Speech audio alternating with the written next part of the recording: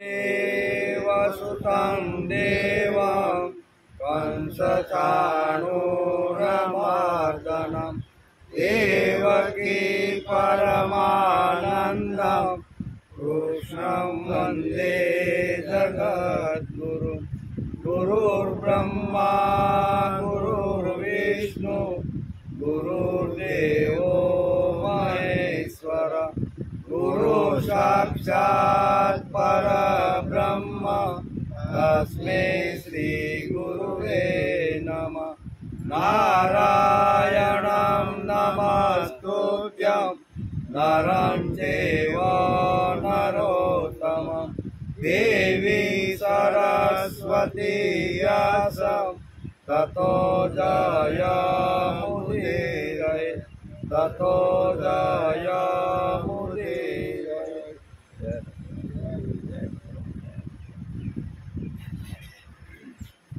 पांचमो श्लोक।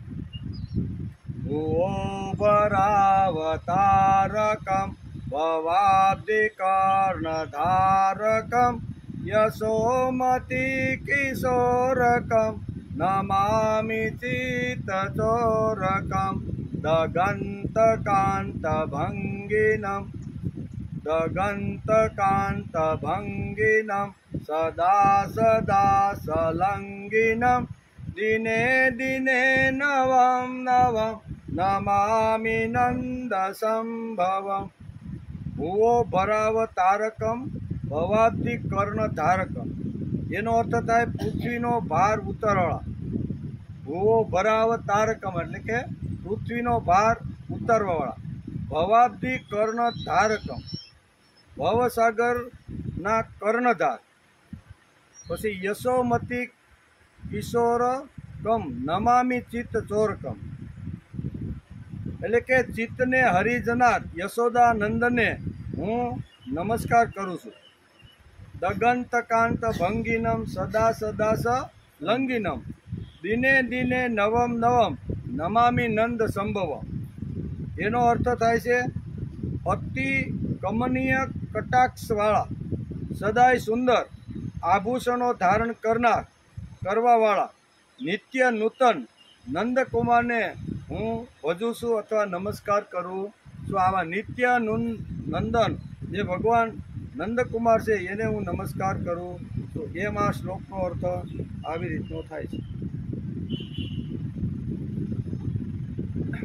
આજે શ્રીમદ ભાગવત શરૂ થઈને 74મો દિવસ। ગઈકાલે આપણે સ્કંદ 4 અને અધ્યાય 4 અને 5 બે અધ્યાયને આપણે નમસ્કાર કર્યા હતા। જેમાં કઈ વાતો હતી તો કે સતીનો અગ્નિ પ્રવેશ અને વીરભદ્રે કરેલા દક્ષ યજ્ઞનો વિધ્વંસ અને દક્ષનો વધ આ આપણે જોયું। આજે આપણે કેટલામો અધ્યાય? છઠ્ઠા અધ્યાયમાં બ્રહ્મા વગેરે દેવતાઓનું કૈલાસ જવું અને મહાદેવજીને મનાવવા। કૈલાસ બધા જાય છે એનો વિચાર આજે કરવાનો છે। મૈત્રેય ઉવાચ અથ દેવ ગણા સર્વે रुद्रानी के पराजिता शूलपटी सनशिष्टं गदा परे मधुकरे सगत्सिन न सर्वांग सात्विकं सभ्यभयाकुला स्वयंभुवे नमस्कृत्य कात्यन्ते न्यवेदनम्। श्री मैत्रेयजी ऋषि कहे छे कि हे विदुरजी आ प्रमाणे ज्यारे रुद्रना सेवकोए देवताओने हरावी लीधा अने तेमना सगळा अंग प्रत्यंगो भूत प्रेतोना त्रिशूळ पटहीस खड़ग सदा गदा परीग मुदगर वगैरे हथियारोथी छिन्न थई गया त्यारे ते ऋत्विजो अने सभाजनो सहित घणा डरी जईने ब्रह्माजी पासे पहोंच्या અને પ્રણામ કરીને તેમને બધી હકીકત સમજાવી। અહીંયા કનખલની અંદર દક્ષ પ્રજાપતિના યજ્ઞનો ધ્વંસ થઈ ગયો પછી દેવતાઓ બધા અહીંયા ભગવાનની પાસે જાય છે, બે હાથ જોડી અને બ્રહ્માજીને પ્રાર્થના કરે જે ઘટના કનખલની અંદર બની, બરોબર ને, એ બધી હકીકત અત્યારે ભગવાનને કહે છે। ભગવાન બ્રહ્માજી અને સર્વ અંતર્યામી નારાયણ પહેલેથી આ ભાવિ ઉત્પાતને જાણતા હતા, તેથી તેઓ દક્ષના યજ્ઞમાં ન ગયા. આમ મૈત્રેય ઋષિ અત્યારે વિદુરને સમજાવી રહ્યા છે. વિદુર કહે છે કે તો બ્રહ્માજી અને ભગવાન વિષ્ણુ આ યજ્ઞમાં શા માટે ન ગયા, તો એનું કારણ આ સમજાવે છે, બરાબર ને, કે આ બંને બ્રહ્માજી અને વિષ્ણુ ભગવાન આ યજ્ઞમાં ગયા નહીં, એમ મૈત્રેય ઋષિ અત્યારે વિદુરજીને કહે છે. હવે દેવતાઓના મુખ્યત્વે ત્યાંની બધી વાત સાંભળીને તેમણે કહ્યું કે હે દેવતાઓ, પરમ સમર્થ તેજસ્વી પુરુષ વડે કોઈ દોષ થઈ જાય તો પણ કલ્યાણ વાંચુ પુરુષ દ્વારા દોષ કરનાર વ્યક્તિ સાથે પ્રતિશોધની ભાવનાથી આચરણ કરવું ન જોઈએ. એવું પ્રતિશોધ માટે એનું આચરણ કરવું ન જોઈએ. તેમ છતાં જો કરે તો તેનું કલ્યાણ થતું નથી. આમ ભગવાન બ્રહ્માએ અત્યારે આવેલા દેવતાઓને આ બધી વાત એને સમજાવી.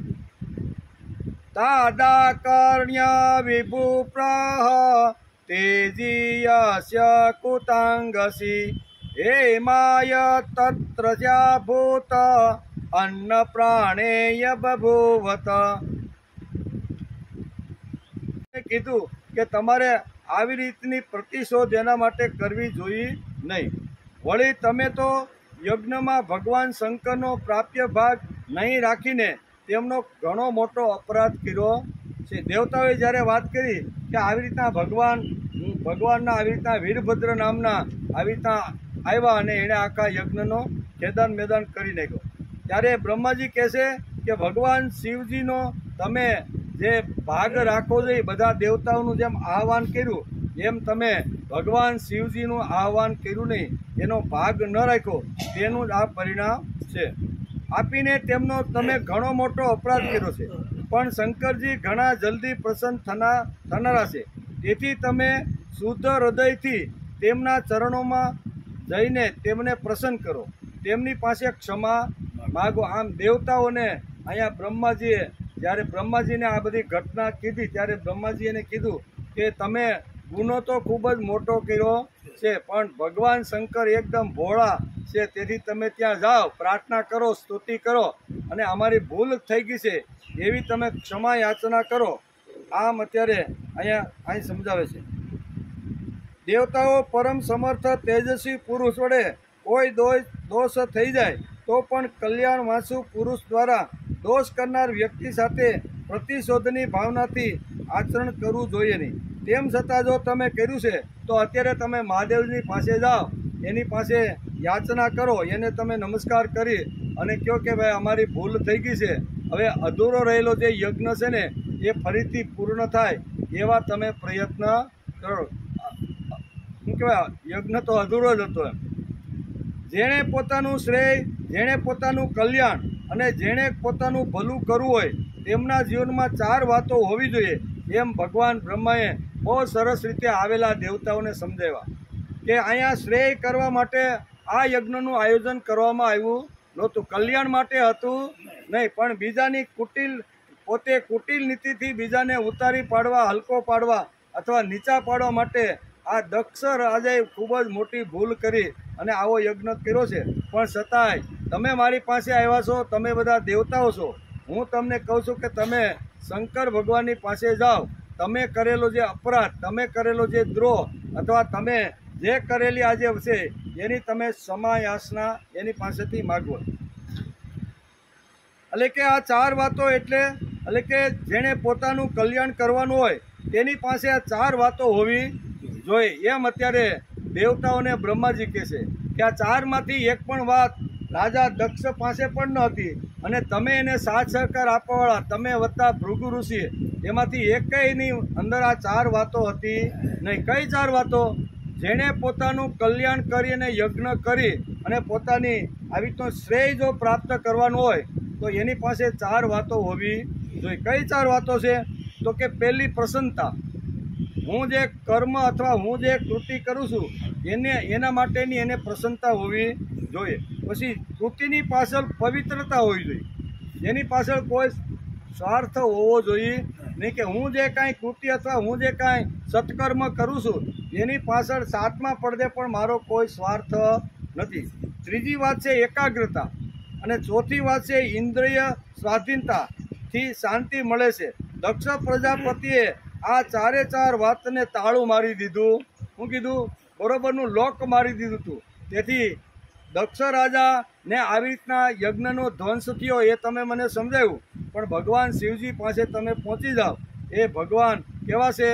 ગમે તેવો ગુનો કરીને ગયા હોય, પણ જો 2 હાથ જોડી સ્તુતિ કરીને ક્ષમા માગશો તો તમારો બધો અપરાધ ક્ષમા કરી નાખશે. દેવતાઓ કહે છે કે અમે એટલા માટે તમારી પાસે આવ્યા છીએ કે આ યજ્ઞ હજી અધૂરો છે, અને અધૂરો યજ્ઞ પૂરો થાય એના માટે તમે કંઈક કરો.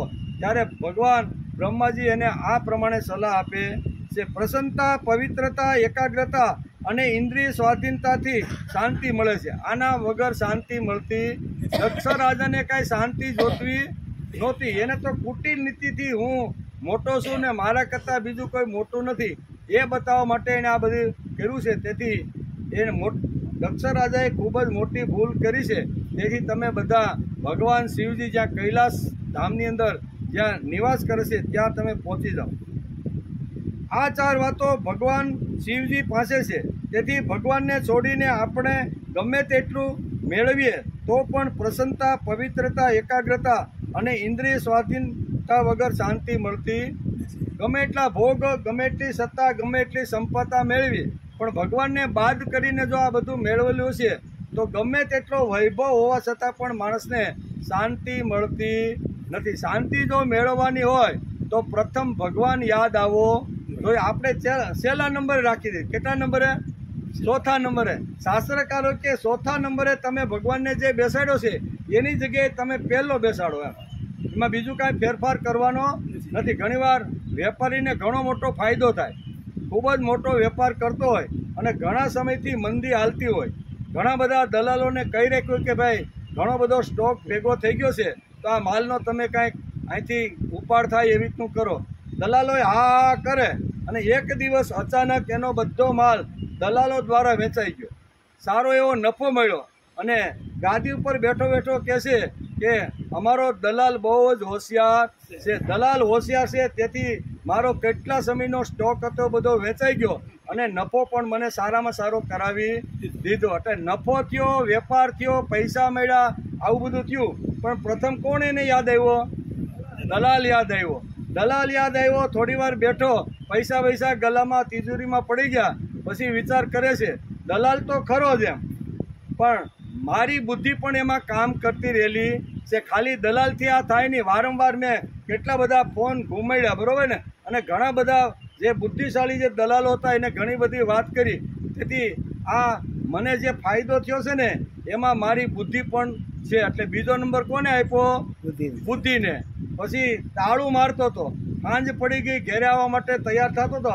તાળું મારતા મારતા વિચાર આવ્યો કે મને આટલો બધો નફો થયો, ઘણા સમયથી મારો માલ પડેલો હતો, પણ મારું નસીબ તો ખરું છે. હું કે મારા નસીબની હતી. દલાલો તો ઘણા સમયથી પ્રયત્ન કરતા હતા, બરોબર, હું પણ પુરુષાર્થ કરતો હતો, પણ મારું કામ કોઈ રીતે થતું નહોતું. આજે મારું કામ થયું છે એનું કારણ મારું નસીબ, મારું ભાગ્ય, મારું જે પૂર્વજન્મનું કાંઈક હશે ને એના લીધે થયું. આમ તાળું મારી અને ધીમે ધીમે પોતાને ઘરે આવતો હતો. શ્રાવણ મહિનાનો પહેલો દિવસ હતો. ભગવાન શિવજીની આવી રીતની આરતી થતી હતી. એટલે એને થયું કે ભગવાન મને જે કાંઈ નફો મળ્યો છે ને એમાં તારો પણ ભાગ છે, તારો પણ હિસ્સો. નંબર કેટલામાં આપ્યો? ભગવાનને નંબર આપ્યો 4થો. 4થા નંબર ઉપર ભગવાનને બેસાડી દો. ભક્તિ એટલે બીજું કાંઈ કરવાનું નથી. આપણે જે છે એની જગ્યાએ પહેલાં બેસાડો. પછી નસીબ છે, પુરુષાર્થ છે, દલાલ છે, જે કાંઈ હોય એને તમારે લાઈનમાં જ્યાં બેહાડવા હોય ત્યાં બેહાડો. પણ પ્રથમ મને જે કાંઈ ફાયદો થાય, મને જે કાંઈ સંપત્તિ મળે, વૈભવ મળે, સત્તા મળે, કીર્તિ મળે, યશ મળે, એમાં પ્રથમ ભગવાન તું. ભક્તિ એટલે આ ભક્તિ. આપણે ભગવાનને બધે ક્યાં બેહાડી દીધા? છેલ્લા નંબરે. પહેલાં નસીબને અજમાવે, પછી દલાલ હારો હતો એટલે કે ઘણીવાર એમ કે ના મેં મહેનત કરી. એટલે આ બધું શાસ્ત્રકારો એમ કહે છે કે દક્ષ પ્રજાપતિની અંદર એણે ભગવાનને બાદ કરી અને બાકી બધું જ એણે અપ ટુ ડેટ કર્યું હતું, બરાબર. જે વખતે અહીંયા યજ્ઞનો જ્યારે ધ્વંસ કરવા માટે વીરભદ્ર આવ્યા ત્યારે એણે બધું જોયું. સરસ મજાની આવી રીતની યજ્ઞશાળા હતી, સરસ મજાની ભોજનશાળા હતી, સરસ મજાની રહેવા માટેના દેવતાઓને ઉતારો, આટલું આબેહૂબ એટલું બધું હતું એમ કે, બરોબર ને? તો એ બધું ભગવાનને બાદ કરીને કરેલું હતું. કોઈ પણ સત્કાર્ય કરીએ અને ભગવાનને જો બાદ કરીએ તો ભગવાન શિવજીથી સહન થતું નથી. તેથી ભગવાને આ યજ્ઞનો ધ્વંસ કરાવી નાખ્યો. તેથી અહીં કહે છે કે જેણે પોતાનું કલ્યાણ, જેણે પોતાનું શ્રેય, જેણે પોતાની હિત ઈચ્છવાનું હોય ને, એને આ 4 વાતો જીવનમાં લાવવી જોઈએ. 4 વાતોથી એના જીવનમાં પ્રસન્નતા આવે, એના જીવનમાં શાંતિ મળે, અને શાંતિ મળ્યા પછી માણસ શું કહેવાય, આનંદથી રહી શકે છે. આ 4 વાતો ભગવાન શિવજી પાસેથી મળે છે.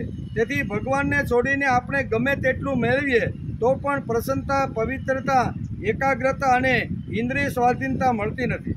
ગમે તેટલું જ્ઞાન, ગમે તેટલી સંપત્તિ, ગમે તેટલી સત્તા મેળવીએ તો પણ શાંતિ ન મળે. વેદ વ્યાસે ભાગવતમાં આ ખૂબ સારી રીતે આ અધ્યાયની અંદર લખી રાખ્યું છે. આવા ચરિત્રો, વાર્તાઓ, દ્રષ્ટાંતો આપીને એટલે કે સમાજના અંતિમ માણસ સુધી આવા દિવ્ય અને પવિત્ર વિચારો લઈ ગયા છે.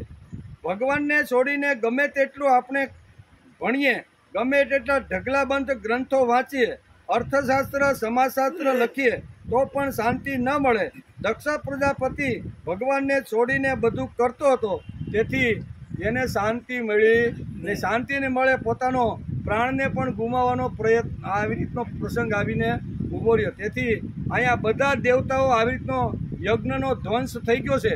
બધા દેવતાઓ હાથ જોડીને બ્રહ્માજીને કહે છે કે હવે અમારું કલ્યાણ, અમારું શ્રેય થાય એવી રીતનું કરો. યજ્ઞ અધૂરો છે, ઘણું બધું કામ કરવાનું બાકી છે, તમે કંઈક કરો. ત્યારે ભગવાન શિવજી પાસે તમે જાઓ, આવી સલાહ આપે છે. ભગવાન તો ભોળા છે, કેવા એકદમ.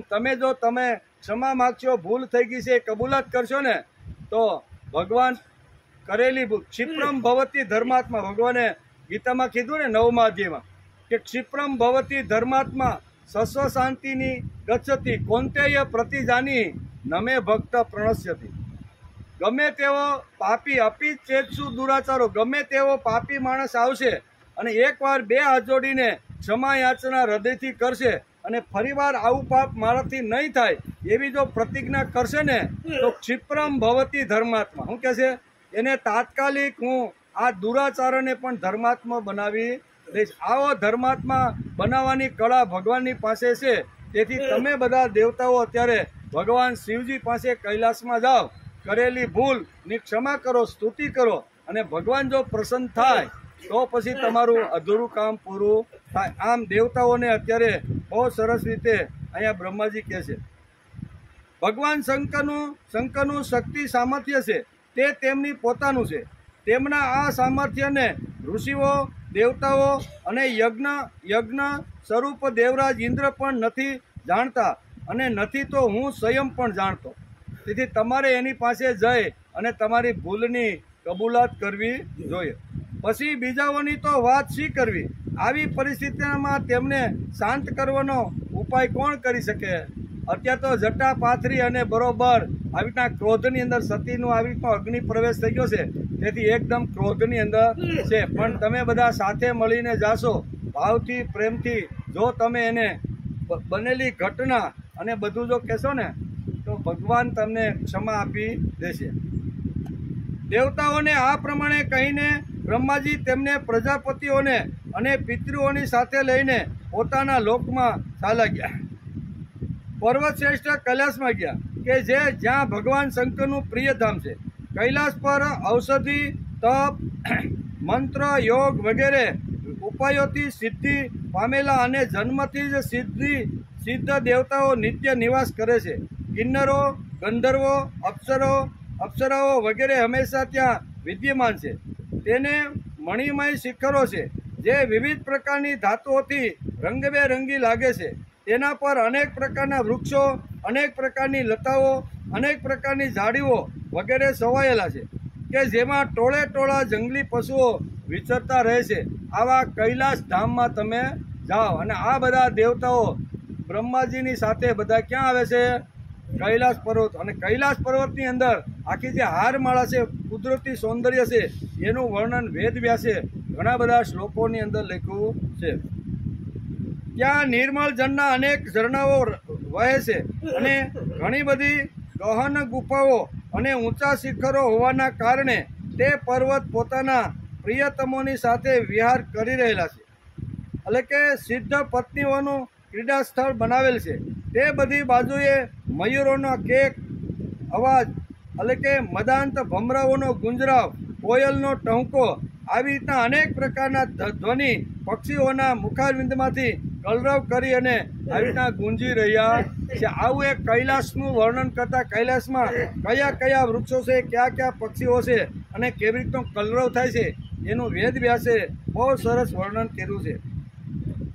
તેના કલ્પવૃક્ષો પોતાની ઊંચી ઊંચી ડાળીઓ હલાવીને જાણે કે પક્ષીઓને નોતરી રહ્યા છે, તથા હાથીઓના હરવા ફરવાના કારણે કૈલાસ સ્વયં હાલતો ચાલતો હોય એવું લાગે છે, કારણ કે મોટા મોટા ગંડ સ્થળવાળા હાથીઓ પણ ત્યાં નિવાસ કરી રહ્યા છે, એમ અત્યારે વેદવ્યાસ લખે છે।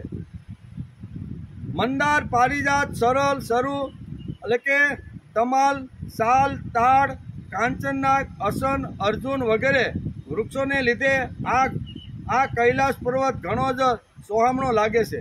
આંબા, કંદમ, નીલ, આગ, કુનગાવ, ચંપો, ગુલાબ, અશોક, બોરસલી, કુંદ, પછી કુરબત, સોનેરી, સતલજ, કમળ, એલાયચી અને માલતીના મનોહર લતાઓ તથા ખૂબ જ મોગરો અને માધવીની ફલો પણ તેની શોભા આપી રહ્યા છે। ફણસ, ગુલમોહર, પીપળો, અંજીર, વડ, ગુગળ, ભોજવૃક્ષ, ઔષધ જાતના વૃક્ષો, કેર વગેરે ફળ આવ્યા પછી કાપી નખાય છે। સોપારી, રાજગુરુ, અનેક પ્રકારના વૃક્ષો કૈલાસ ઉપર છે, એનું વર્ણન અહીંયા વેદ વ્યાસે લખ્યું છે। અને અહીંયા કૈલાસ ઉપર આવ્યા ત્યારે દેવતાઓએ આ સૌંદર્યનું બધું વર્ણન કરે છે। ત્યાં તેમણે અલકા નામની એક સુરમ્ય નગરી જોઈ, સૌગંધિક વન જોયું, તેમાં સરળતા સુગંધ ફેલાવનારા સૌગંધિક નામના કમળ ખીલેલા હતા।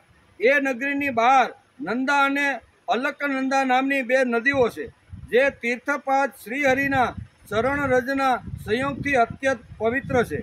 હે વિદુરજી, તે નદીઓના રતિ વિલાસથી થાકેલી દેવાંગનાઓ પોતપોતાના નિવાસસ્થાનમાં આવીને જલ ક્રીડા કરે છે અને તેમાં પ્રવેશીને પોતાના પ્રિયતમો પર જળ ઉંચકે છે। સ્નાનના સમયે તેમનું તાજેતરમાં લગાડેલું કંકુ ઓગળી જાય છે। આવું સુંદર મજાનું રમણીય સ્થળ અહીંયા છે એવું વિદુરજીને અત્યારે અહીંયા મૈત્રેય ઋષિ સમજાવી રહ્યા છે। અલકાપુરી ઉપર ચાંદી, સુવર્ણ અને બહુમૂલ્ય મણિઓના બનેલા સેંકડો વિમાન સવાયેલા છે, જેમાં અનેક યક્ષ પત્નીઓ નિવાસ કરી રહી છે। એમને કારણે તે વિશાળ નગરી વીજળી અને વાદળોથી સવાયેલા આકાશ જેવી જણાઈ આવતી હતી। યક્ષરાજ કુબેરની રાજધાની તે અલકાપુરીને પાછળ છોડીને દેવતાઓ સૌગાદિક નામમાં પ્રવેશ કર્યા।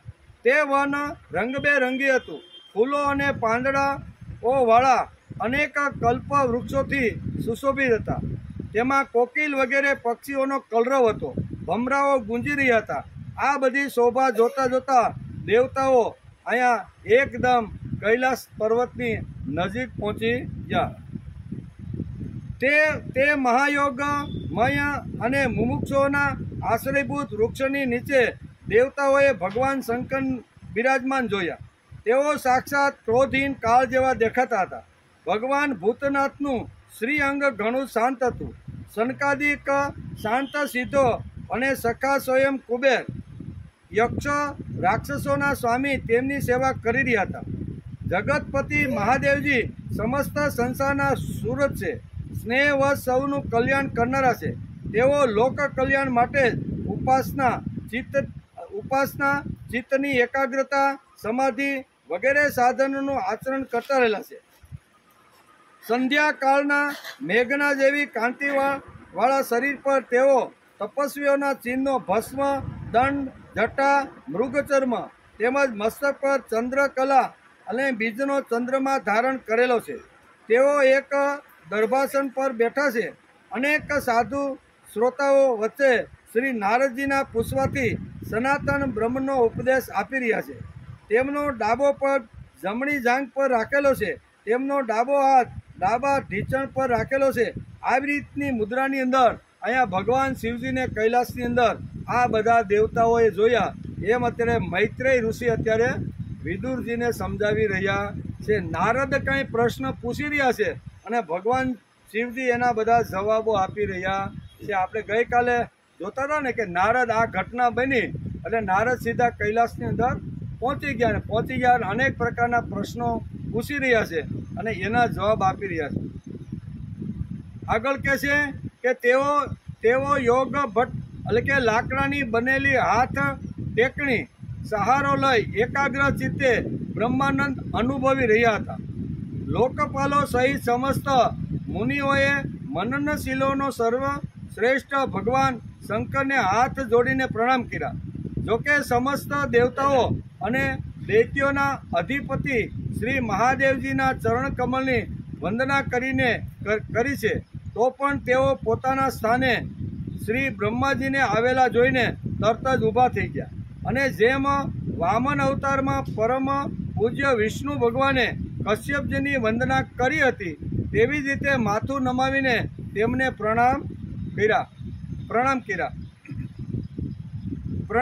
એમ કે આ પ્રમાણે શંકરજીની ચારે બાજુએ મહર્ષિઓ સમેત બીજા ઘણા બધા સિદ્ધ પુરુષ બેઠા હતા. તેમણે પણ બ્રહ્માજીને પ્રણામ કર્યા. બધાએ નમસ્કાર કરી લીધા. પછી બ્રહ્માજીએ જેઓ અત્યાર સુધી એટલે કે પ્રણામની મુદ્રામાં જ ઊભા હતા એવા ચંદ્રમૌલી ભગવાનને હસતા હસતા બ્રહ્માજીએ ભગવાન શિવજીને આ પ્રમાણે કીધું. શું કીધું? કે હે દેવ, હું જાણું છું કે તમે સમસ્ત જગતના સ્વામી છો, કારણ કે વિશ્વની યોની એવી શક્તિ એટલે કે પ્રકૃતિ અને તેના બીજ એવા શિવ પુરુષથી પર એક રસ બ્રહ્મ છે તે તમે જ છો. હે ભગવાન, તમે કરોળિયાની જેમ જ પોતાના સ્વરૂપભૂત શિવ શક્તિ રૂપે ક્રીડા કરતા રહીને લીલાપૂર્વક સંસારની રચના, પાલન અને સહાર કરતા રહ્યા છો. તમે જ ધર્મ અને અર્થની પ્રાપ્તિ કરનારા છો. વેદોના રક્ષણ માટે દક્ષને નિમિત્ત બનાવીને યજ્ઞ પ્રગટ તમે જ કરાવ્યો હતો. તમારી જ બાંધેલી જ વર્ણાશ્રમની મર્યાદાઓ છે કે જેમનું નિયમનિષ્ઠ બ્રાહ્મણો શ્રદ્ધાપૂર્વક પાલન કરે છે. હે મંગલમય મહેશ્વર, તમે શુભ કર્મો કરનારાઓનો સ્વર્ગલોક અથવા મોક્ષપદ આપો છો અને પાપ કર્મ કરનારનો ઘોર નરકમાં નાખો છે.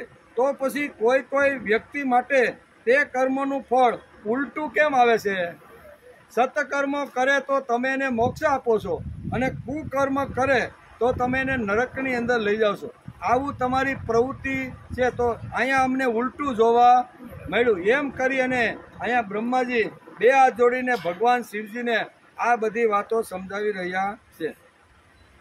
જે મહાનુભાવો પોતાને તમારા ચરણોમાં સમર્પિત કરી દેશે, જેઓ સઘળા પ્રાણીઓમાં તમારું દર્શન કરે છે અને સઘળા જીવોને અભેદ દ્રષ્ટિથી આત્મામાં જ જુએ છે, તેઓ પશુઓની જેમ ક્રોધને આધીન થતા નથી.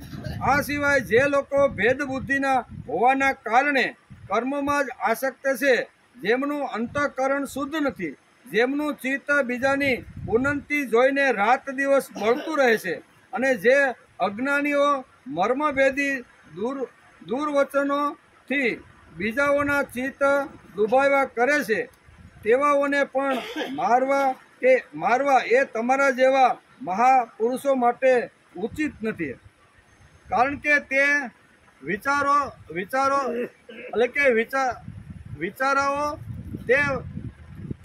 બિચારાઓ તો વિધાતાના મારેલા છે. હે દેવાધિદેવ ભગવાન શિવજી, ભગવાન કમળનયની પ્રબળ માયાથી મોહિત થઈ જવાના કારણે જો કોઈ મનુષ્યની ક્યારેક કોઈ સ્થાને ભેદ બુદ્ધિ થાય છે, તો પણ સાધુજનો પોતાના પર દુઃખ કાતર સ્વભાવના કારણે તેના પર કૃપા કરે છે. તમે સર્વજ્ઞ છો.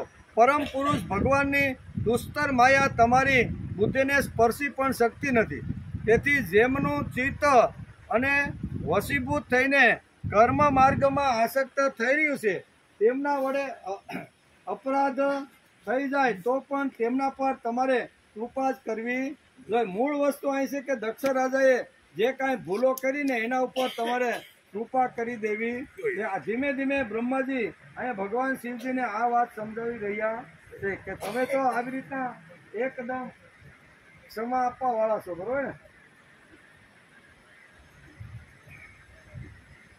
હે ભગવાન, તમે જ સગળા યજ્ઞોને પૂર્ણ કરનારા છો. યજ્ઞ ભાગ મળવાનો પણ તમને પૂરો અધિકાર છે.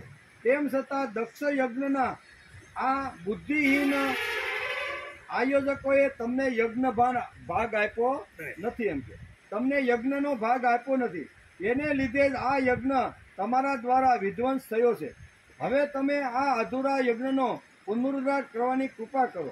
હે પ્રભુ, એવું કરો કે જેથી યજમાન દક્ષ ફરી જીવતો થાય, ભગ દેવતાને આંખો મળી જાય, ભૃગુ ઋષિની જે દાઢી અને મૂછું વીરભદ્રે જે ખેંચી કાઢી છે એ એને પાછી મળી જાય, અને પુષાણમાં રહેલા હતા તે દાંત પણ પાછા ફૂટી જાય. હે રુદ્રદેવ, અસ્ત્ર શસ્ત્ર અને પથ્થરોની જડીથી જે દેવતાઓ અને ઋત્વિજોના અંગ પ્રત્યંગ ઘાયલ થઈ ગયા છે તે તમારી કૃપાથી ફરી બરાબર થઈ જાય. યજ્ઞ સંપન્ન થવાથી જે કંઈ શેષ રહે છે તે સદાને માટે તમારો યજ્ઞ ભાવ હશે.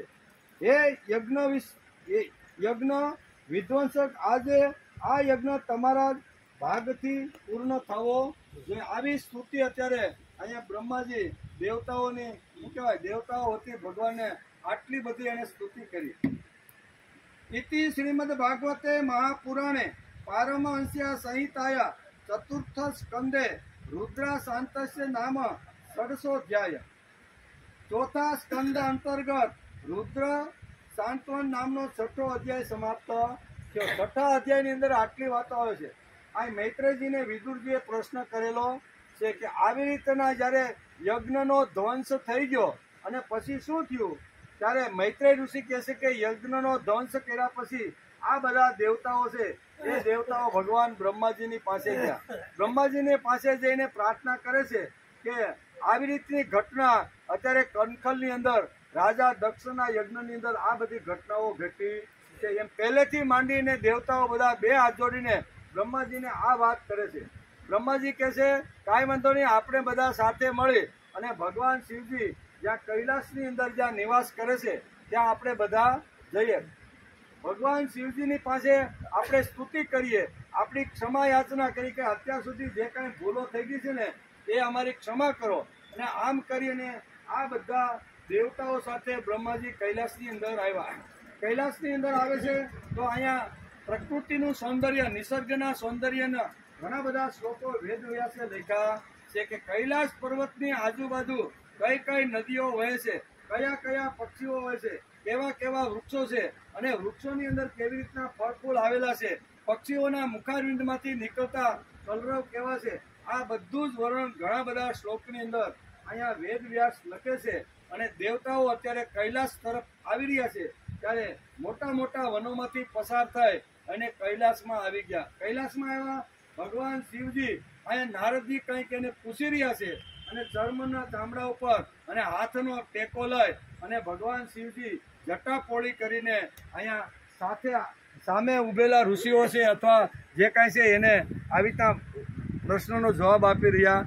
આ બધી ઘટના જોઈ બ્રહ્માજી પછી બે હાથ જોડી અને એને આવી રીતની વાત કરે છે કે જે કાંઈ ઘટનાઓ ઘટી છે ને એ તમારો હવિભાગ દક્ષ રાજાએ યજ્ઞની અંદર ન રાખતા આવી રીતની ઉત્પાતો અને ઉથપાતો થઈ છે. યજ્ઞ અધૂરો છે અને તમે મહાદેવ છો. તમે આવી રીતનું ગમે તેવું હોય તો વિષને પણ તમે કંઠની અંદર રાખીને સહન કરવાવાળા છો. તેથી આ એક પ્રકારનું દક્ષ રાજાએ આખું વિષ ઊભું કર્યું છે. એ વિષને તમે આવી રીતનું ગળાની અંદર રાખી અને તમે યજ્ઞ આમ કરીને બે હાથ જોડી અને આ અધ્યાયની અંદર આટલી વાતો વેદ વ્યાસે લખી છે અને બ્રહ્માજીએ આખી દીધી. હવે 7મો અધ્યાય દ્રષ્ટિએ જોઈએ તો ઘણા બધા આવી રીતના ઝઘડાઓ દેખાય છે. તેમાં શૈવ વૈષ્ણવનો ઝઘડો મોટો. કેવો? શૈવ અને વૈષ્ણવનો ઝઘડો મોટો છે. ભાગવતમાં તો વિષ્ણુ ભગવાને પોતે જ કહ્યું છે કે શિવ અને વિષ્ણુ એક જ છે. એટલું જ નહીં, શિવ અને હું એટલે કે વિષ્ણુ એક જ છીએ, મારું રૂપ જ શિવનું છે, એમ ભાગવતની અંદર વેદવ્યાસે ભગવાન વિષ્ણુના મુખારવિંદમાંથી આ શબ્દો બોલાવ્યા છે. બ્રહ્મા, વિષ્ણુ અને શિવ એક જ છે, આ કહેવાને માટે દક્ષ પ્રજાપતિની કથા ભાગવતકારે સ્કંદ 4ની અંદર આટલી બધી લીખી છે કે શૈવ અને વૈષ્ણવનો ઝઘડો છે એ ઘણા સમય પહેલાંથી ચાલ્યો આવે છે. પણ એ ઝઘડો શા માટે હતો, કેવી રીતનો હતો, એ આપણે આ ગુઢ ભાષાની અંદર લખેલું જે આ પુરાણ છે એની વાતો આપણે સમજી શક્યા નથી. તેથી અત્યારે પણ ઝઘડો કરતા રહેલા છે. ત્યારે અહીંયા વેદવ્યાસ કહે છે કે ભગવાન શિવજીએ, ભગવાન વિષ્ણુ પોતે જ કહે છે કે હું જ શિવ છું, બ્રહ્મા, વિષ્ણુ અને મહેશ આ અમારું જ બધાનું રૂપ છે. એમ કે બ્રહ્મા, વિષ્ણુ અને શિવ એક જ છે, આ કહેવા માટે દક્ષ પ્રજાપતિની કથા ભાગવતકારે સ્કંદ 4માં લખી છે. મૂર્તિ પૂજા અને યજ્ઞ આ બે વિભિન્ન વિચારધારાનો ઝઘડો છે. દક્ષ પ્રજાપતિ યજ્ઞ કરે છે પણ તેમાં મૂર્તિ પૂજાને સ્થાન ન હતું, તેથી શિવજીએ આ યજ્ઞનો ધ્વંસ કરી નાખ્યો છે. બંને સાથે હોવો જોઈએ. મૂર્તિ પૂજાની પણ જેટલી આવશ્યકતા છે એટલી યજ્ઞની પણ આવશ્યકતા છે. યજ્ઞની જેટલી જરૂરિયાત છે એટલી જ મૂર્તિ પૂજાની પણ જરૂરિયાત છે. આ બંને એકાબીજા આરસપરસથી આવી રીતનો કોઈ પણ સમાજનો જો વિકાસ કરવાનો હોય ને તો એક હાથે કોઈથી તાળી પડે ને. આ બંને વાત એવી છે, મૂર્તિ પૂજા અને યજ્ઞ આ બંને જે સાધનો છે ને એ સાધનો આ દિવ્ય સાધનોથી આવી રીતનું કામ થાય. તેથી અહીંયા દક્ષ પ્રજાપતિને હતું કે ભગવાનની જરૂર નથી, તેથી ભગવાન વગર પણ હું યજ્ઞ કરી અને આવી રીતનો એક સમૂહ તૈયાર કરી શકું છું એવું એને લાગતું હતું. પણ અહીંયા શું કહેવાય, વીરભદ્ર આવીને બધા યજ્ઞને તોડી નાખે છે. શિવજીએ તેના યજ્ઞનો વિધ્વંસ કર્યો. ત્યાર પછી ભારતીય આર્યોએ યજ્ઞો વે વિષ્ણુ કહીને યજ્ઞ જ વિષ્ણુ છે એમ કરાવીને વિષ્ણુ તત્વ લાવ્યા છે.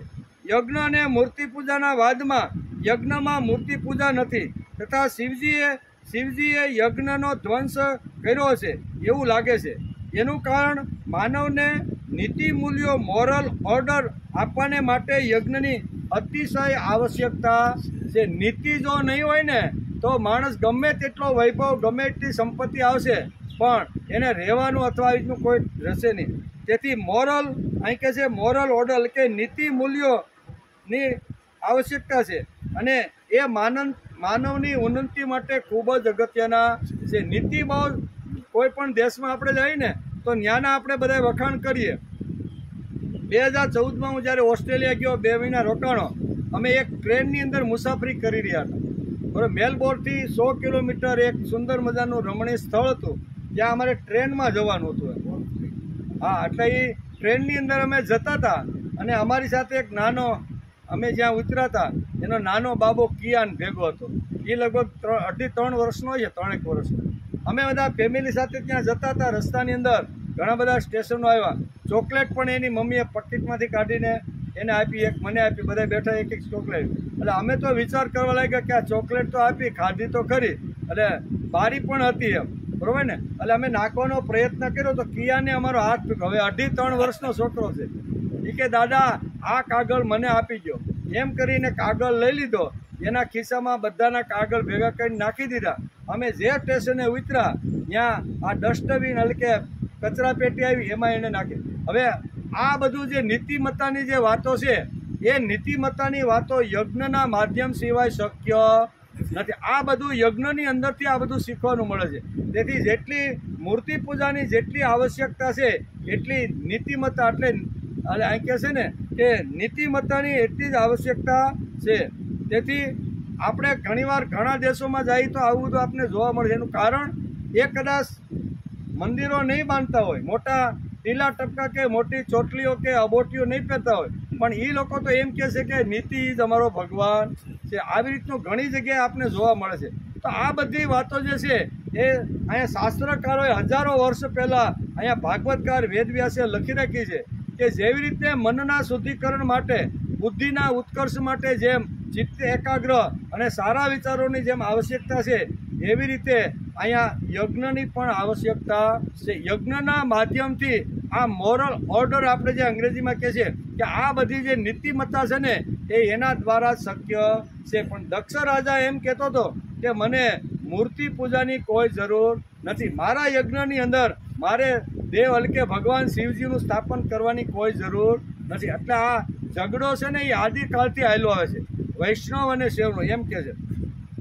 એટલે કે જ્યારે તેથી યજ્ઞ અને મૂર્તિ પૂજામાં બંનેનો સ્વીકાર કરવો જોઈએ.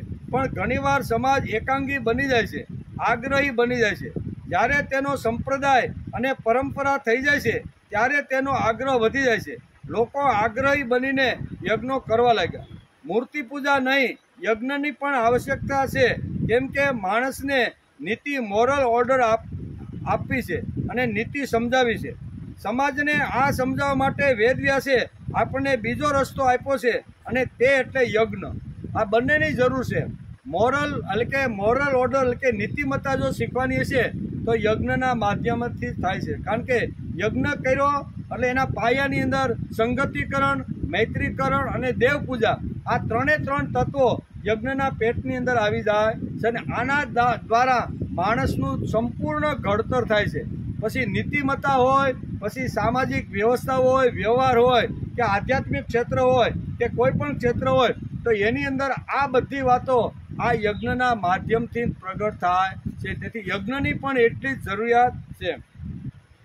તેવી રીતે માણસને ઉન્નતિને માટે, વિકાસને માટે, તેની ચિત્ત શુદ્ધિને માટે મૂર્તિ પૂજાની પણ તેટલી જ આવશ્યકતા. એકથી અધૂરું રહેશે. ખાલી યજ્ઞ કરી રાખીએ અને મૂર્તિ પૂજાનો સ્વીકાર ન કરીએ તો પણ અધૂરું છે.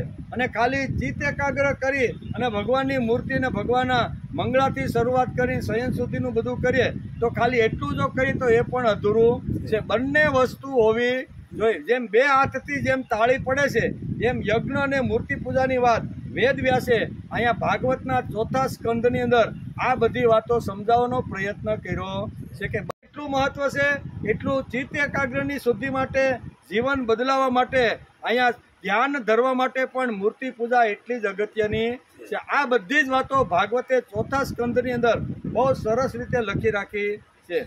તેવી રીતે માણસની ઉન્નતિ માટે, માણસના વિકાસ માટે, તેની ચિત્ત શુદ્ધિ માટે મૂર્તિ પૂજાની પણ તેટલી જ આવશ્યકતા છે. ભાગવતકાર વેદવ્યાસે બંનેનો સ્વીકાર કરીને દક્ષ પ્રજાપતિના યજ્ઞનો પ્રસંગ આખો સ્કંદ 4ની અંદર ઊભો કરી દીધો છે. એને સમજાવી દીધું. વેદવ્યાસને લખવાનું હતું કે આવી રીતની એક સ્ટોરી, આવી રીતનો એક જો વાર્તા રૂપે અથવા આવી રીતનું એક ઐતિહાસિક ઘટના જો લોકોની સામે મૂકું તો લોકોને પણ ખબર પડે કે આ બંને વસ્તુની જરૂર છે. ખાલી સ્વાહ કરશો તો પણ સમાજનું કલ્યાણ થવાનું નથી.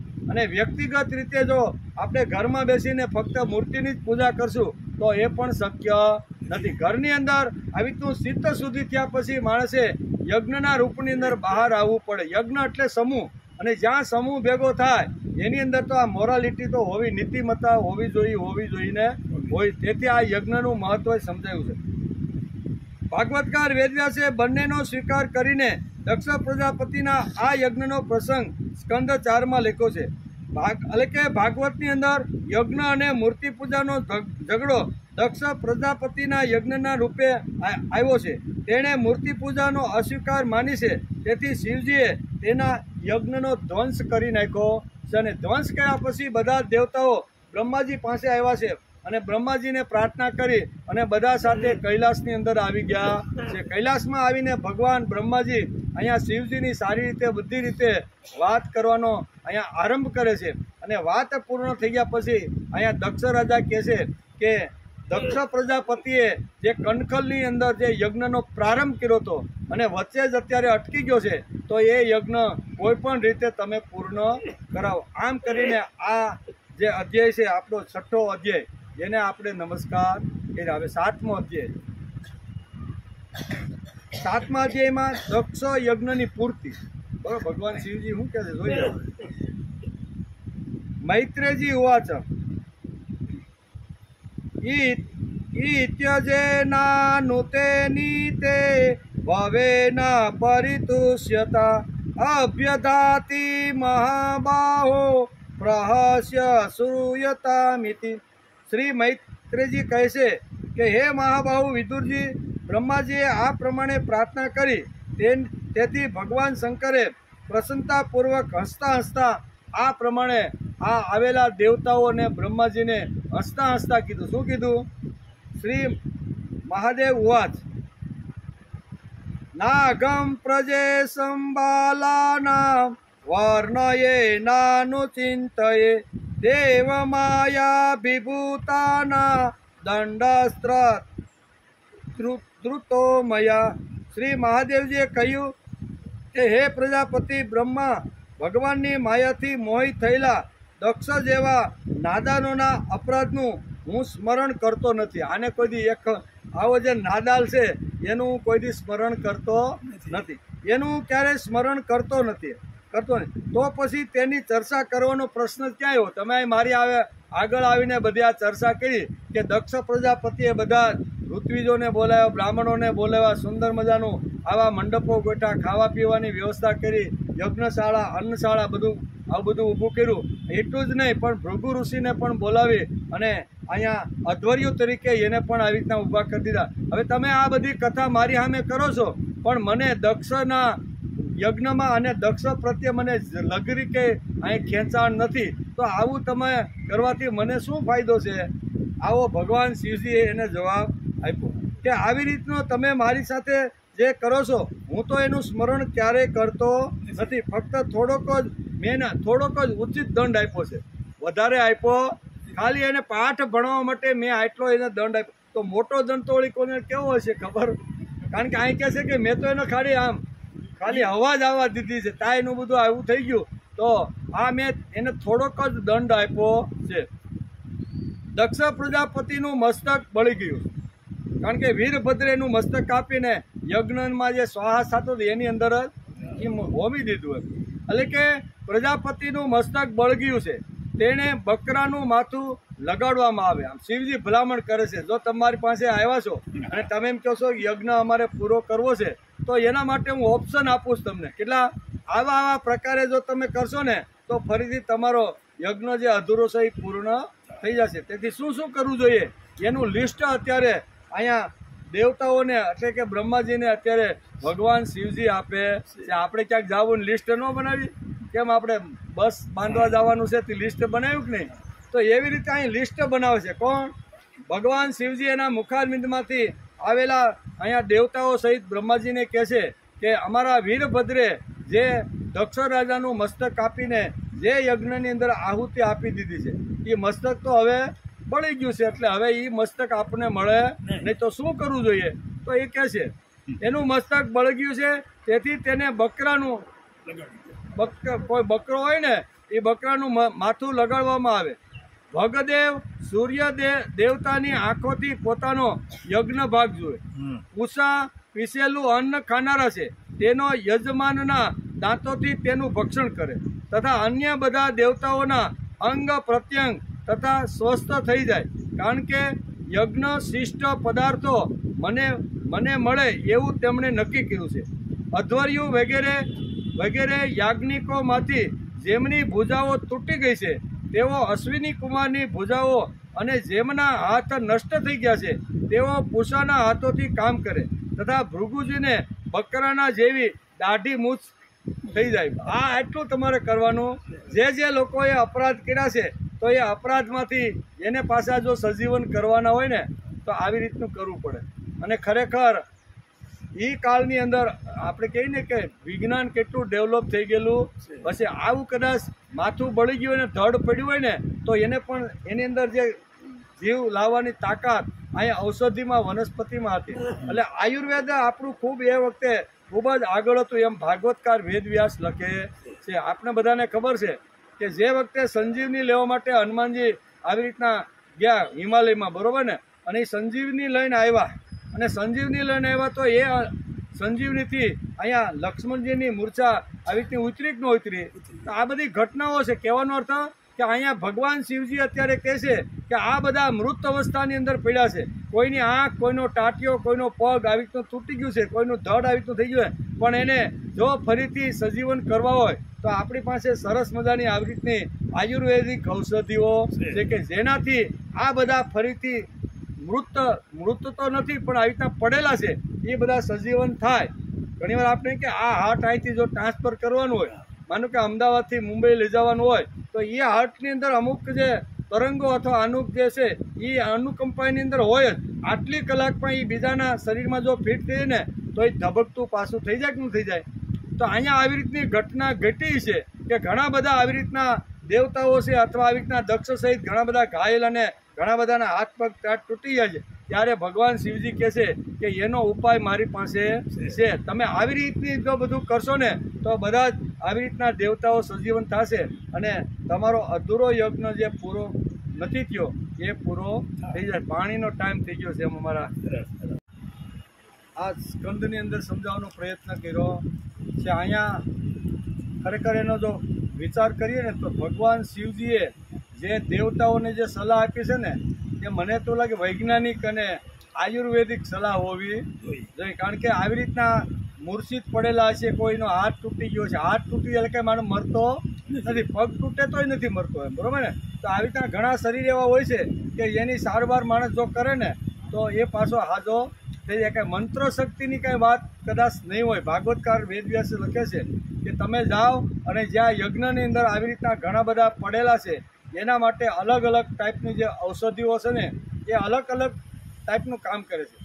ભાગવતની અંદર આપણે બીજા સ્કંદની અંદર આખી વનસ્પતિ શાસ્ત્રનો અભ્યાસ કર્યો હતો અને એમાં વેદવ્યાસે બહુ સરસ રીતે કર્યું હતું. અને રામાયણની અંદર પણ લંકાકાંડ આપણે જોઈએ તો લંકાકાંડના 100 અને 101 બે સર્ગની અંદર 2 શ્લોકની અંદર આવી રીતનો અહીંયા વાલ્મીકીએ પણ ઉલ્લેખ કરેલો છે.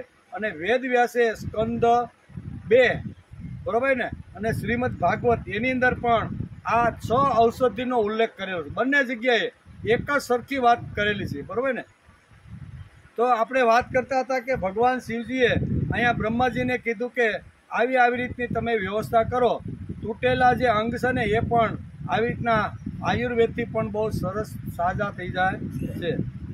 એમાં 6 પ્રકારની વનસ્પતિ જેમ વાલ્મીકીએ લખી છે એમ વેદવ્યાસે પણ લખી છે. પહેલી વનસ્પતિ છે વિશલકાય કરણી. કેવી? વિશલકાય કરણી. એ શરીરમાં ઘૂસી ગયેલા બાણ વગેરે કાઢીને ઘા પૂરીને એને પીડા દૂર કરવામાં આવે છે. શરીરની અંદર કોઈ બાણ વાગ્યું હોય અને એકદમ ઊંડો ઘા થઈ ગયો હોય તો એ બાણ ખેંચીને એની જગ્યાએ આ ઔષધિનો રસ અથવા એનો આવી રીતનો ચૂર્ણ જો લગાડવામાં આવે તો એ ઘા તાત્કાલિક પુરાઈ જાય છે. એનું નામ છે વિલસકરણી ઔષધિ. બીજી છે સાવરણ્ય કરણી ઔષધિ. શરીરમાં પહેલાં જેવી સ્ફૂર્તિ લાવે. અત્યારે ભલે ને ટીવીવાળા આવે ફાટનારાના તમે આ લ્યો ને એટલે તમે પહેલાં જેવી યુવાન તમે બની જાઓ એવા. પણ અત્યારે આ વેદવ્યાસ બહુ સરસ રીતે લખે છે. વાલ્મીકીએ પણ આ જ વાત કરી છે. વેદવ્યાસ પણ ઔષધિ અથવા આયુર્વેદમાં પણ આ જ વાત કરી છે કે શરીરમાં પહેલાં જેવી સ્ફૂર્તિ આવી જાય. એક ઔષધિ એવી છે કે જેનો રસ પીવાથી માણસ પાછો તાજો માજો થઈ જાય. ત્રીજી છે સંજીવ કરણી. એને મૂર્છા દૂર કરીને ચેતના પ્રદાન કરનારી છે. એનું નામ છે સંજીવ કરણી. ચોથી છે સંધાની. સંધાની એટલે તૂટેલા હાડકાને જોડનારી.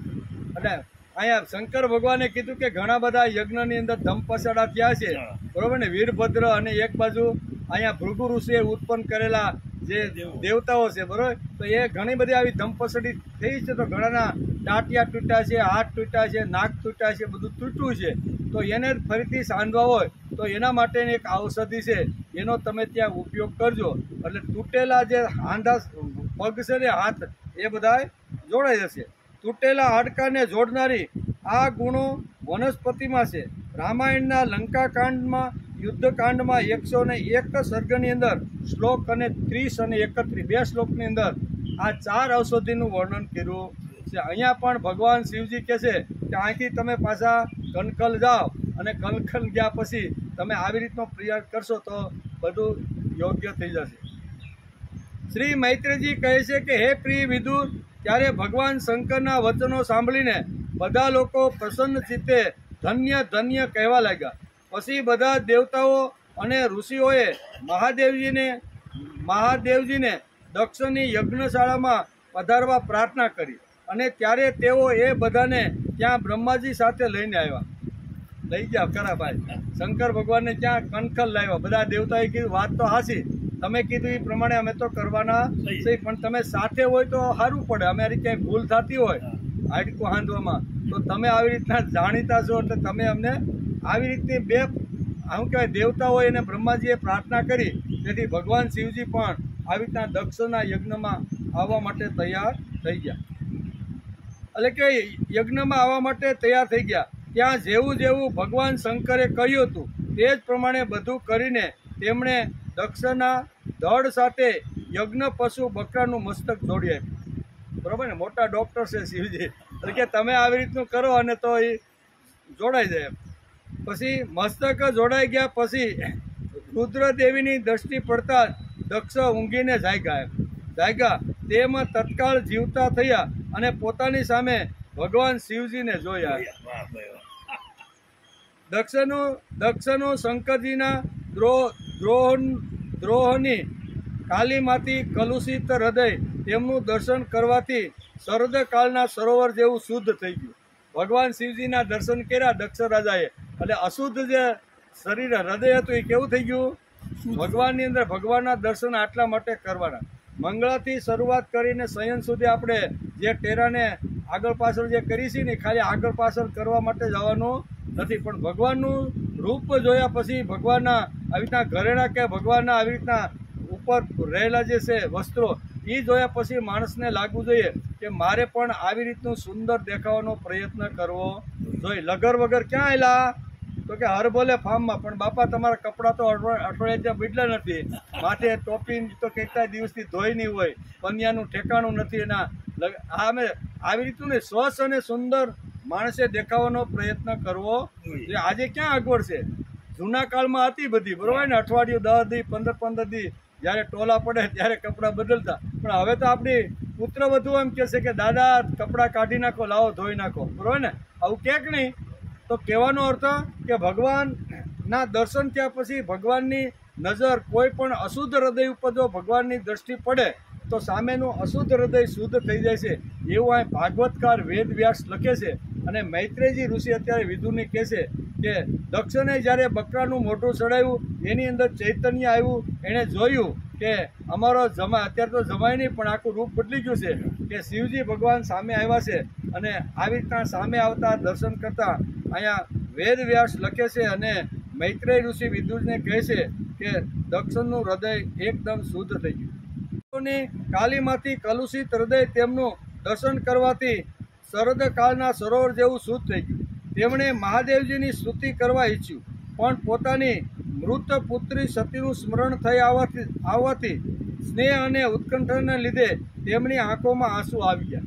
એમ જો ભગવાન શિવજીની સ્તુતિ અને વંદન કરી લઉં, એની સ્તુતિ અથવા સ્તોત્ર બોલી લઉં, પણ સતીનું આવી રીતનું યજ્ઞની અંદર આવી રીતનું જે શું કહેવાય બળી જવાથી એનું સ્મરણ એને થઈ જાય.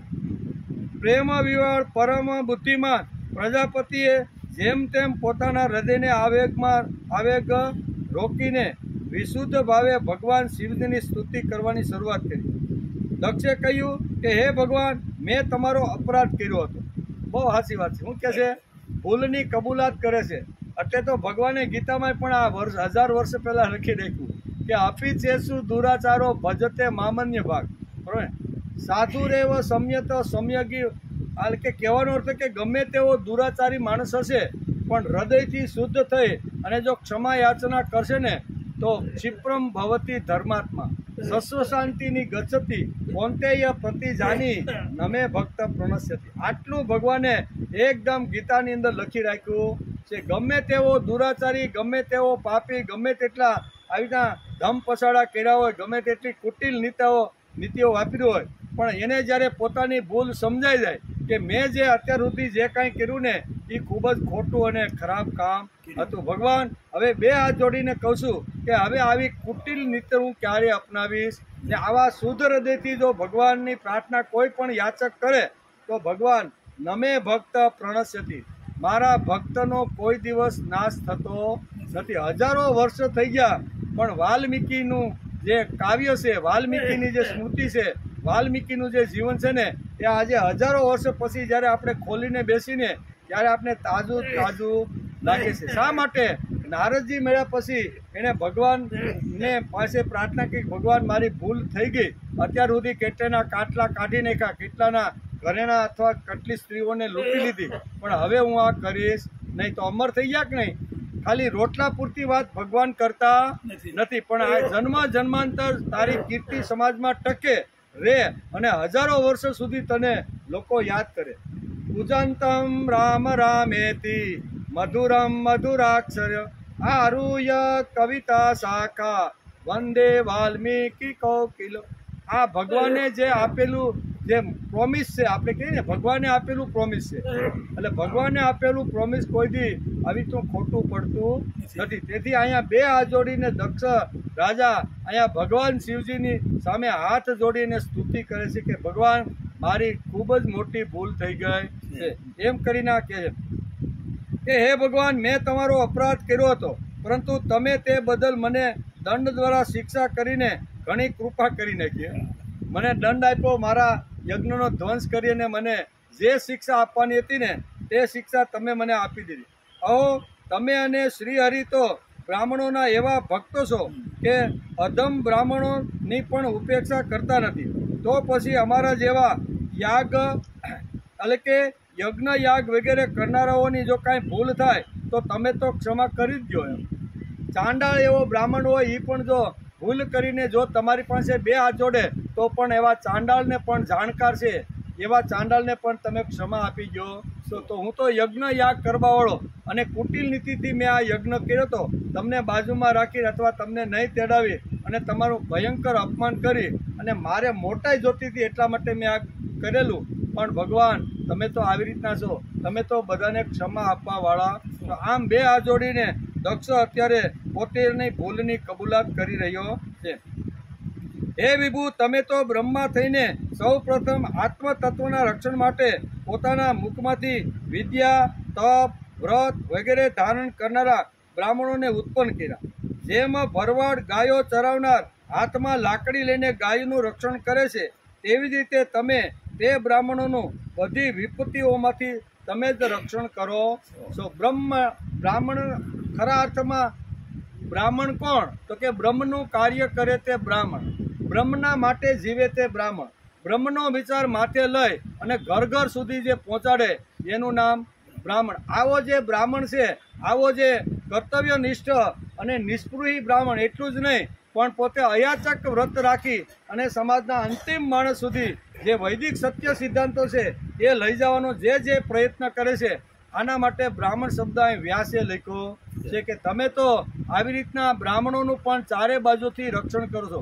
બધા બ્રાહ્મણોનું કરતા નથી, ખાલી બ્રાહ્મણ કુળમાં જન્મો એટલે ભગવાન એનું રક્ષણ કરે નહીં, પણ બ્રાહ્મણ કુળમાં જન્મા પછી વેદ ઉપનિષદનો સારી રીતે 15-17 વર્ષ સુધી અભ્યાસ કરે.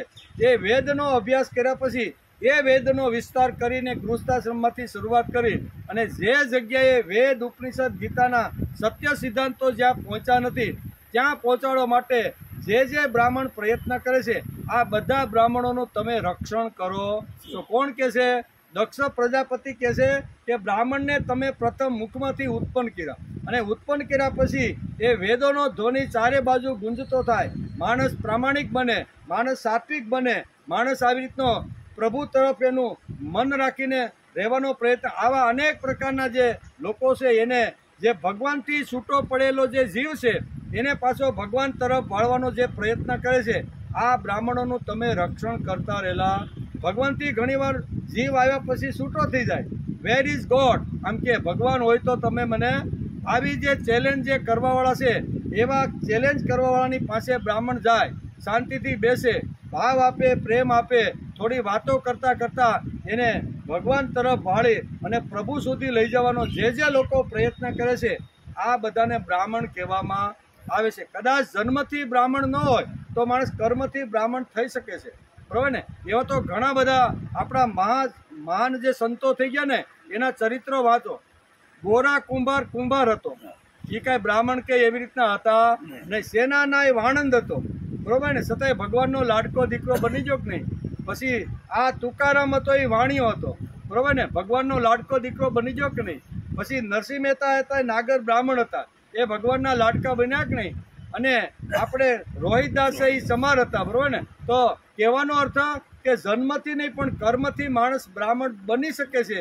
એવા સંતોના ચરિત્રો વાંચ્યા પછી આપણે લાગવું જોઈએ કે આ સંતો કોઈ ઉચ્ચ કુળની અંદર જન્મમાં નહોતા. પોતપોતાનો વ્યવસાય કરતા હતા, પોતપોતાનો ધંધો કરી અને ભગવાનના લાડકા દીકરા બની ગયા છે. વર્ષોથી પણ આપણે આ લોકોને યાદ કરીએ કે નહીં? તેવી રીતે અહીં કહે છે કે હે ભગવાન, તમે તમારા મુખારવિંદમાંથી આવી રીતના પ્રથમ બ્રાહ્મણને ઉત્પન્ન કર્યો અને ઉત્પન્ન કર્યા પછી બ્રાહ્મણની સંપૂર્ણ રક્ષણની જવાબદારી તમે ઉપાડી લીધી છે. આમ અહીંયા ભગવાન શિવજીને કહે છે કે બ્રાહ્મણનું નામ અહીં પ્રથમ દક્ષ રાજા લે. શા માટે? તો કે બ્રહ્મ એટલે ભગવાન, બ્રહ્મ એટલે વેદ, બ્રહ્મ એટલે વિચાર.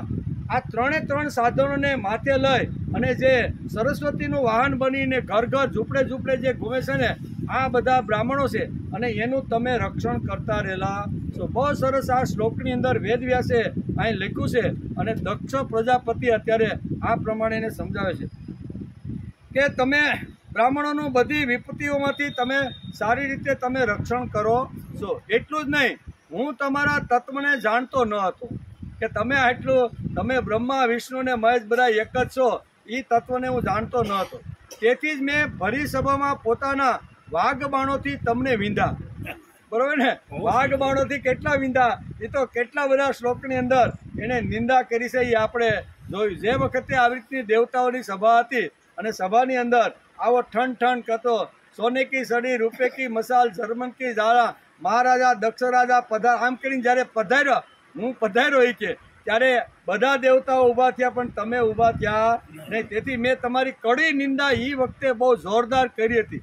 એનું અત્યારે એને સ્મરણ આવી રહ્યું કે જે સભાની અંદર બધાએ આવી રીતના થવું જોઈએ એ તમે થયા નહીં, એટલે મને તમારા ઉપર ક્રોધ આવ્યો અને ક્રોધ આવતા મારા વાઘ બાણો ન કહેવાના શબ્દો તમારી ઉપર એટલા મેં પ્રહારો કર્યા છે, તો તમે મને ક્ષમા કરો. આમ કે છે કે તેથી મેં ભરી સભામાં પોતાના વાઘ બાણોથી તમને વીંધા છે, પરંતુ તમે મારા તે અપરાધનો કોઈ વિચાર કર્યો નહીં. એ વખતે તમે શાંતિથી ચિદાનંદ રૂપ શિવોહમ શિવમ, મેં આટલા વાઘ બાણથી ન કહેવાના શબ્દો કીધા છે, પણ તમે એ વખતે સભામાંથી ઊભા થઈ અને મારા વિરુદ્ધમાં એક પણ શબ્દ તમે બોલ્યા. આ તમારી સહન કરવાની જે શક્તિ છે ને, એ તે વખતે મેં જોઈતી એમ. નહીતર કોઈ માણસ નથી જેનું કેરેક્ટર લૂજ નથી અને એને એવા લોકોના કેરેક્ટર ઉપર પ્રહાર કરવા તો સીધો એને સિરીઝ નાખે, બરોબર ને? પણ અહીંયા તમે મારા ઉપર આવા ગમે તેટલા કર્યા પણ તમે એક શબ્દ મારી વિશે બોલ્યા નહીં. શાંતિથી તમને જે જગ્યા મળી હતી ત્યાં તમે શાંતિથી હું કાંઈ વાઘ પ્રહાર કરતો હતો એ તમે બધું સાંભળતા રહ્યા, પરંતુ તમે મારા તે અપરાધને કોઈ વિચાર કરી અને બધું સહન કરી લીધું. અધમ લોકોમાં પડનાર હું, એટલે કે નરક અને અધમની અંદર હું પડનારો હતો, પણ તમે પોતાની કરુણામય દ્રષ્ટિથી મને ઉગારી લીધો. અત્યારે પણ તમને પ્રસન્ન કરવાને યોગ્ય મારામાં કોઈ ગુણ નથી. બસ તમે પોતાના ઉદારતાપૂર્વક વ્યવહારથી જ મારા પર તમે પ્રસન્ન થાઓ. મેં તો એટલા ખરાબ કામ કર્યા છે તમને હલકા પાડવા માટે, એટલે હું કાંઈ તમને કહી શકું એમ નથી. શ્રી મૈત્રીજી કહે છે કે હે વિદુરજી, આશુતોષ શંકર પાસેથી આ પ્રમાણે પોતાનો અપરાધ માફ કરાવી દે. દક્ષે બ્રાહ્મણોના કહેવાથી ઉપાધ્યાય, ઋત્વિજો વગેરેની હયાતીથી યજ્ઞનો આરંભ કર્યો. ત્યારે બ્રાહ્મણોએ યજ્ઞ સંપન્ન કરવાના ઉદ્દેશથી રુદ્રગણ સંબંધી ભૂત પિશાચના સંસર્ગજન્ય દોષોના શમન માટે 3 પાત્રોમાં વિષ્ણુ ભગવાન માટે તૈયાર કરાયેલા પુરોડસ નામના ચરુનો હવન કર્યો.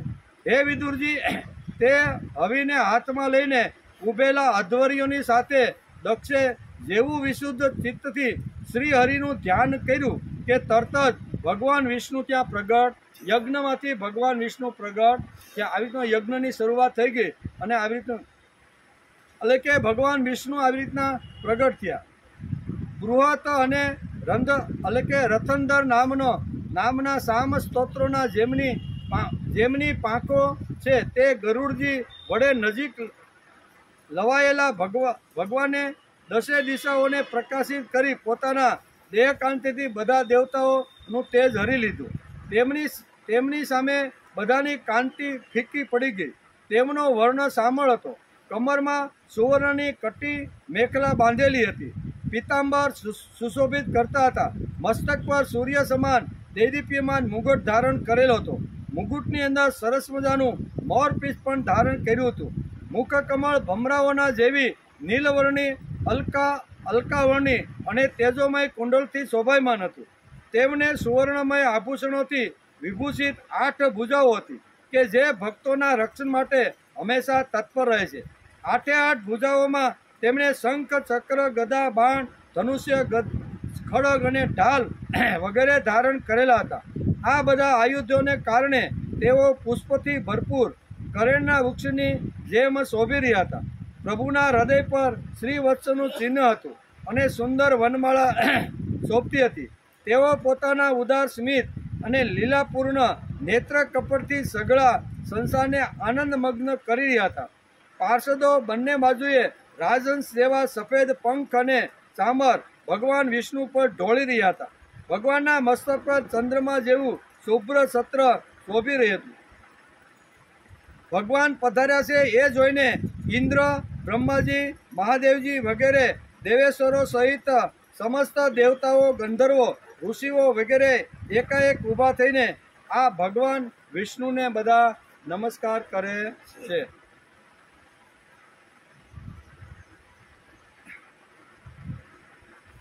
એકાએક પ્રસરેલા તેમના તેજને કારણે બધાની કાંતિ ફીકી પડી ગઈ.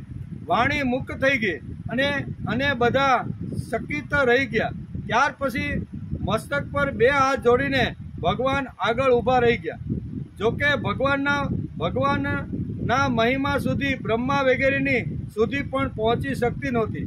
તો પણ ભક્તો પર કૃપા કરવા માટે દિવ્ય રૂપે પ્રગટ થયેલા શ્રી હરિની તેઓ પોતપોતાની બુદ્ધિ અનુસાર સ્તુતિ કરવા લાગ્યા.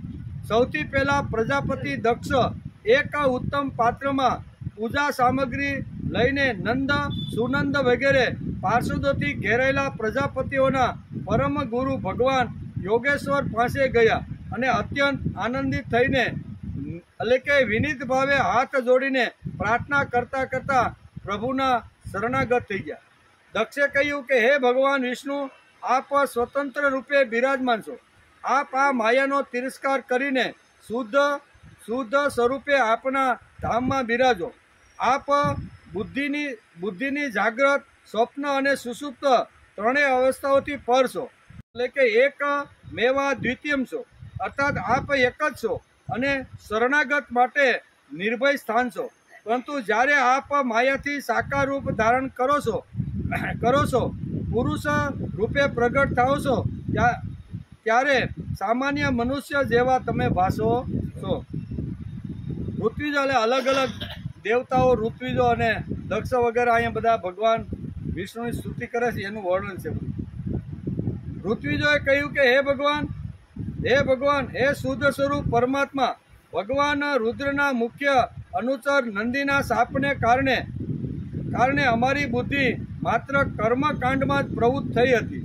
તેથી અમે આપણા શુદ્ધ સ્વરૂપને, આપણા તત્વને જાણતા નથી. પરંતુ અમે વેદત્રયી દ્વારા પ્રતિપાદિત એવા યાગાદિ અર્થાત ધાર્મિક ક્રિયાઓ દ્વારા જે દેવતાઓનું યજન અને પૂજન કરીએ છીએ તે બધા આપણા સ્વરૂપ છે, અર્થાત આપણાથી ભિન્ન તો નથી જ.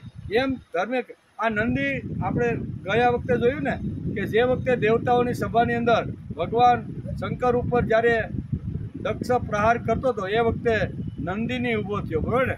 અને એણે અહીંયા જે બ્રાહ્મણો આવેલા હતા એને બ્રાહ્મણોને બધાને શ્રાપ આપી દીધો, તમે ખાલી કર્મકાંડ કરશો, બરાબર, પણ તમે આવી રીતના શું કહેવાય વેદનો ધ્વનિ કરી શકશો ને. આવો જે શ્રાપ આપ્યો એનું અત્યારે અહીંયા ઋત્વિજો ભગવાન વિષ્ણુને પ્રાર્થના કરે છે કે નંદીએ જે અમને શ્રાપ આપ્યો છો એ શ્રાપમાંથી તમે અમને મુક્ત કરો એમ કે. સભાસદોએ કહ્યું કે હે આશ્રયદાતા પ્રભુ, આ સંસારમાં એક પણ સ્થાન ધારણ લેવા યોગ્ય નથી. આ સંસાર તો ભયંકર કલેશોનો ભંડાર છે.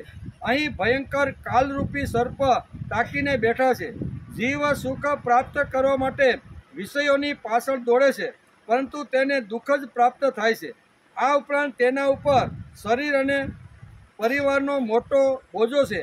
તેમાં સુખ દુઃખના જોડકારૂપી મોટી ખીણો છે, દુર્જનરૂપી જંગલી પશુઓનો ભય છે, શોકરૂપી દાવાનળ સળગી રહ્યો છે, અજ્ઞાનીઓના ટોળે ને ટોળા સમાજની અંદર ઉભરાઈ રહ્યા છે. આ પ્રમાણે સંસારમાં જન્મ મરણના ચક્રમાં ફસાયેલા જીવ હે કરુણ મૂર્તિ આપના ચરણમાં ક્યારે આવશે? એમ બધા સભાસદો ઊભા થઈને કહે છે કે અમે તો ટૂંકું આયુષ્ય એક તો બરાબર, એમાંય સંસાર કરવાનો, એમાં કમાવા જવાનું, આમાંથી તમારું સ્મરણ કે તમારું ધ્યાન ધરી શકતા નથી. તો આવી ટૂંકી બુદ્ધિના માણસો તમારા શરણે કેવી રીતે આવશે? આવી એને પ્રાર્થના કરી. રુદ્રે કહ્યું કે હે વરદાયી પ્રભુ, તમારા ઉત્તમ ચરણો આ સંસારમાં સકામ મનુષ્યને સઘળા પુરુષાર્થથી પ્રાપ્ત કરાવનારા છે, અને જેમને કોઈ પણ પદાર્થની કામના નથી તે નિષ્કામ મુનિજનો પણ તે ચરણોનું આદરપૂર્વક પૂજન કરે છે. હું આપણા તે જ ચરણોનું ધ્યાન ધરું છું. અજ્ઞાની લોકો જો મને આચાર ભ્રષ્ટ કહે છે તો તેઓ ભલે કહે, મારું તો આપના પરમ અનુગ્રહના કારણે જ કહેવા સાંભળવા પર લક્ષ્ય જતું નથી.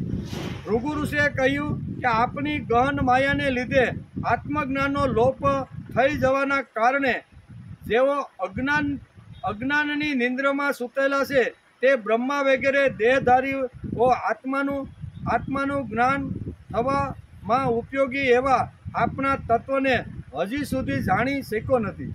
એમ હોવા છતાં પણ આપ પોતાના શરણાગત ભક્તોના તો આત્મા અને સુરત છો, તેથી આપ મારા પર પ્રસન્ન થાઓ. બ્રહ્માજીએ કહ્યું કે હે પ્રભુ, આ પુરુષ ભિન્ન ભિન્ન પદાર્થોને જાણનારી ઇન્દ્રિયો વડે જે કાંઈ જુએ છે તે આપનું સ્વરૂપ નથી, કારણ કે જ્ઞાનના વિષયોના અને વિષયોને પ્રકાશિત કરનારા ઇન્દ્રિયોના આશ્રય આપ જ છો. તેમ છતાં આપ આ બધા માયામય પ્રપંચથી સર્વથા ભિન્ન છો. ઇન્દ્રે કહ્યું કે હે અચ્યુત, જગતને પ્રકાશિત કરનારું આપનું આપ રૂપ દેહદ્રોહીઓનો સંહાર કરનારી 8 ભુજાઓથી સુશોભિત છે. આપ આ ભુજાઓમાં સદૈવ અનેક પ્રકારના આયુધ ધારણ કરો છો.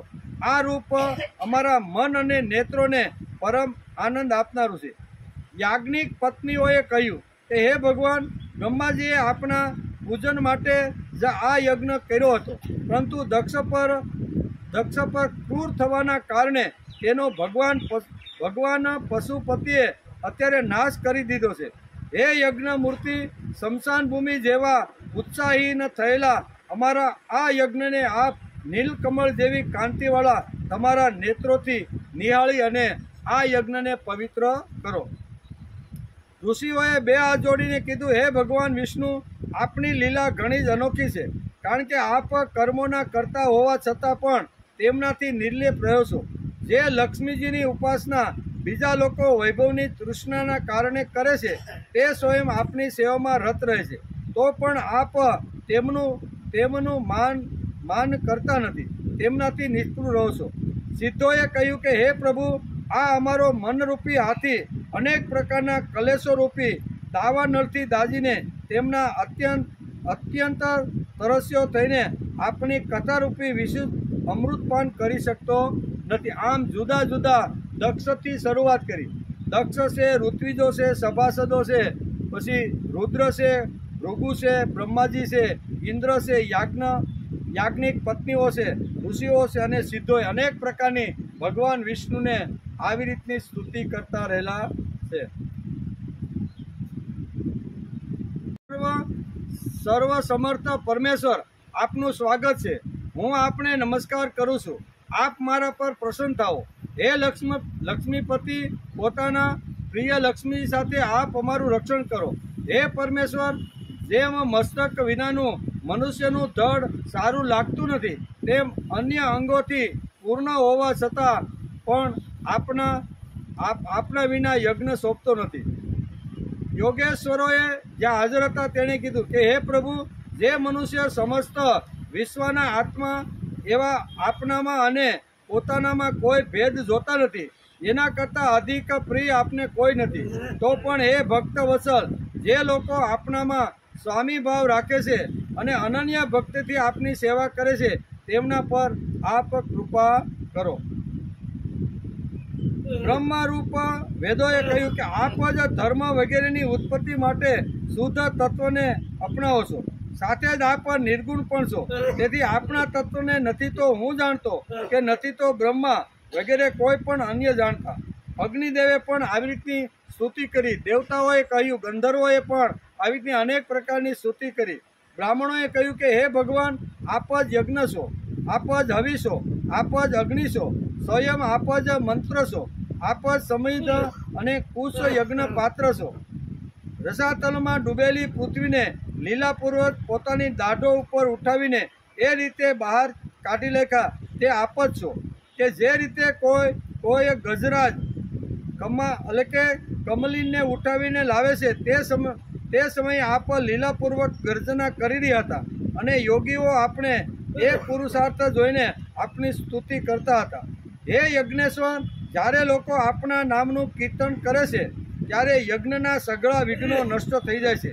અમારું આ યજ્ઞરૂપ સત્કર્મ નષ્ટ થઈ ગયું છે, તેથી અમે આપણા દર્શનની ઈચ્છા કરી રહ્યા છીએ. હવે આપ અમારા પર પ્રસન્ન થાઓ, આપને અમારા નમસ્કાર છે. આમ બધા દેવતાઓ, બધા રુદ્રગણ છે, દેવતાઓ છે, સ્ત્રીઓ છે, બધાએ આવી રીતની અલગ અલગ પ્રકારની સ્તુતિ કરી.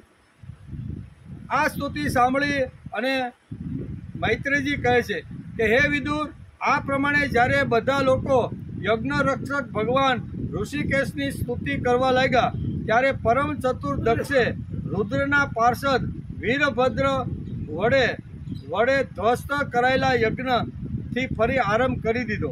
સર્વ અંતર્યામી શ્રીહરિ આમ તો નવનાય ભાગના ભોગતા છે, તો પણ ત્રિપાલ પુરોડ રૂપ નામના ભાગથી અતિ પ્રસન્ન થાય છે. દક્ષને સંબોધીને આ પ્રમાણે કીધું. ભગવાને કહ્યું કે જગતનું પરમ કલ્યાણકારક હું જ છું, બ્રહ્મા અને શિવ પણ હું જ છું. હું સૌનો આત્મા, ઈશ્વર અને સાક્ષી છું તથા સ્વયં પ્રકાશ અને ઉપાધિ શૂન્ય છું. હે દ્વિશ્રેષ્ઠ, પોતાની ત્રિગુણાત્મક માયાને અપનાવીને હું જ જગતની રચના, પાલન અને સંહાર કરતો રહ્યો છું તથા મેં જ તે કર્મોને અનુરૂપ બ્રહ્મા, વિષ્ણુ અને શંકર એ નામો ધારણ કરેલા છે. જેમ ભગવાને ગીતાની અંદર જેમ વિશ્વરૂપ દર્શન બતાવ્યા પછી અર્જુનને જે કાંઈ વાત કરી એ જ વાત અત્યારે ભાગવતની અંદર વેદવ્યાસ અહીંયા ચોથા સ્કંદની અંદર આ જ્યારે યજ્ઞની અંદર જ્યારે ભગવાન વિષ્ણુ પ્રગટ થયા અને ભગવાન વિષ્ણુએ કીધું એ જ વાત ભગવાને અર્જુનને પણ વિશ્વરૂપ દર્શનની અંદર કીધી છે.